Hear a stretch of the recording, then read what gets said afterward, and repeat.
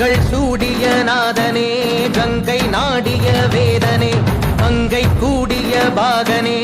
ஈசா ஆக்கும் போதிலவன் பிரம்மனே காக்கும் போதிலவன் விஷ்ணுவே நீக்கும் போதிலவன் ருத்ரனே ஈசா அகிலமே ஆடும் வண்ணம் சபைகளில் ஆடும் பாதம் சுடலையில் ஆடல் செய்தது ஏனோ அமுதமே வேண்டும் என்று கடலையே கடைந்த போதில் அதில் வரும் நஞ்சையே